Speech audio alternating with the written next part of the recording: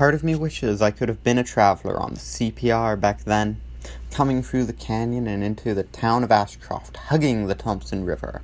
A fresh baked potato on my plate that I was enjoying until I got the bill. No doubt, myself and many others on the rail would be looking for food and rest when we entered town, and the establishment started by Chow Sing to give us both. Chow Sing was one of the many businessmen who came to Ashcroft in the late 1800s. He saw that it would one day become a hub between the north of BC and the rest of the Canadian Dominion. He started the Chong Tai store, meaning Forever Grey Prosperity. Apparently, most of the old stores have names which translate similarly.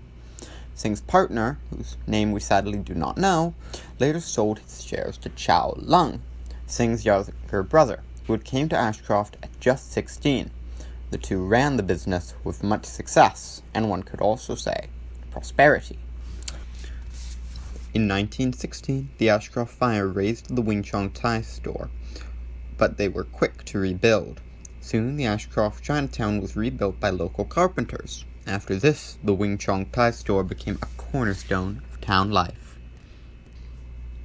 The Chong Tai Company, along with other partners, also bought and rebuilt the Ashcroft Hotel, understanding its importance to the community and the economy, as anyone traveling along the CP would probably at some point stay in the hotel. The hotel was so busy that at its height, rooms would be rented up to 3 times a day, with the sheets being changed between visits. The dining room was in the style of the big city restaurants of the time, though notably smaller. White linen tablecloths covered wide tables, and plates were adorned with polished silverware, and the guests would have the option of large full-course dinners. During the Great War, Canada desperately needed more food in order to feed their soldiers overseas. The many Chinese irrigators in the region, such as Chow Lung, had learned in their earlier years that Ashcroft was very fertile and simply needed more water and work for the land to become good for growing. And so the Chinese stores came together to lease hundreds of acres of land from local ranchers. They brought water down from the mountain lakes in wooden flumes, and mostly grew potatoes, beans, onions, and, of course, later tomatoes. The harvests were so massive, the Chinese population of Ashcroft would rise to 600, while the average white population was only 200. They would ship the crops down to Vancouver in hundreds of railway cars, up and down the canyon. In 1925, the farming community, however, went from a cornerstone of Ashcroft to a pillar, with the opening of the cannery, which produced canned tomato sauce and catsup. Each of the major general stores, as mentioned, leased land, usually from 2 or more farms each, and would bring in the supplies to support the farmers, along with raising food for them in the town.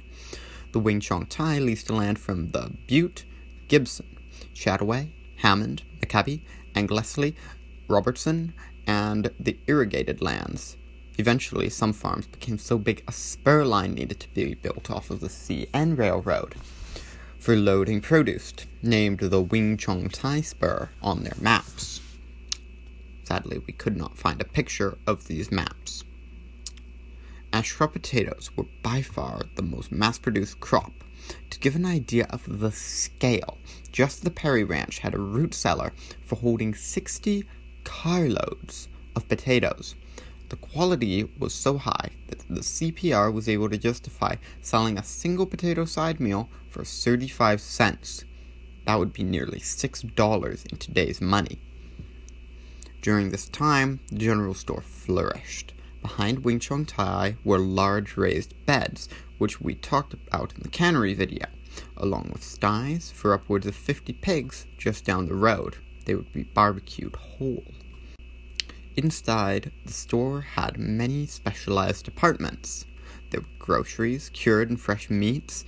They also carried work clothes and dresses for all ages, while there would be giftware, fishing and hunting supplies, and at Christmas they would set up a toyland for children.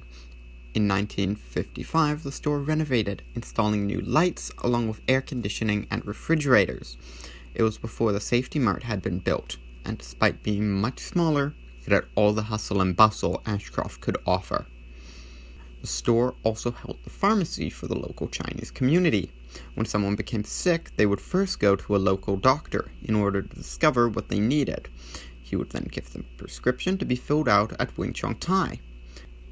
In the store, they had a massive cabinet full of hundreds of smaller drawers divided into even smaller herb compartments. They would be dispensed and sold to exact requirements for the prescription. Furthermore, many of the cabinets were full of spices, which were used both by local Chinese and white cooks. Unfortunately, life for the forever great prosperity was only temporary, and after the closure of the cannery, it was the beginning of the end. The farm slowly began to shut down, and leases were not renewed. Many Chinese workers in the region moved down to the coast, closing their shops. And then Chong Tai stood as the last of the Chinese general stores until its closure in the summer of 1981. Its last owner was Alfred Chow, who was the son of Chow Lung, and the store remained in the Chow family for its entire run, and watched Ashcroft grow from a tiny rail town to what we know today.